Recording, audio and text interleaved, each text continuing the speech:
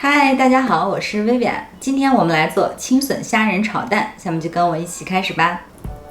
今天准备的是这种个大肉多的黑虎虾，去头去壳之后开背，再切成2段，个小的单独开背就可以了。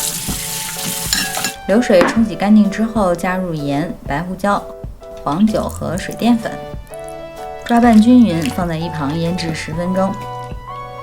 再来准备配菜。莴笋去皮之后切成薄片，再备些姜丝、葱花和蒜末，盛入盘中备用。取4只鸡蛋打散。今天的做法，鸡蛋的口感要嫩些才美味。有些朋友会担心嫩煎的鸡蛋有腥味儿，这里推荐大家加入少许的盐和黄酒，这样底味有了，腥味也去除了。搅拌均匀之后，开始准备制作。先将锅底烧热，再加入稍多点食用油，油温4、5成热的时候倒入蛋液，稍微凝固之后再用铲子轻推，然后将所有的蛋液煎至基本凝固就可以出锅了。这样的鸡蛋吃起来滑嫩鲜香，没有一点腥味儿。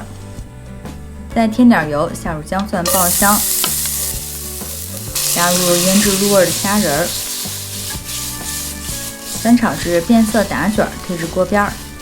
加入笋片，翻炒至断生透明就差不多了。笋片一定要清脆些，口感和味道会更好。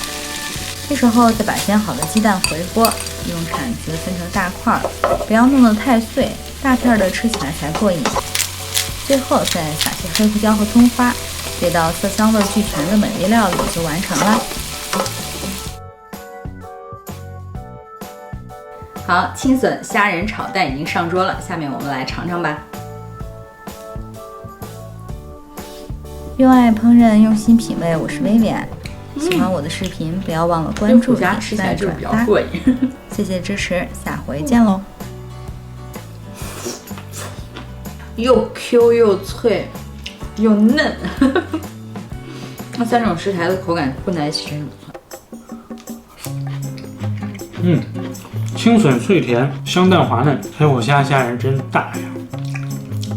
虾仁 Q 弹扎实，这道菜哇，简直是3位一体，清脆 Q 弹滑嫩，齐了。好，青笋蒜蓉虾，青笋虾仁炒蛋，我光记住那个蒜蓉了。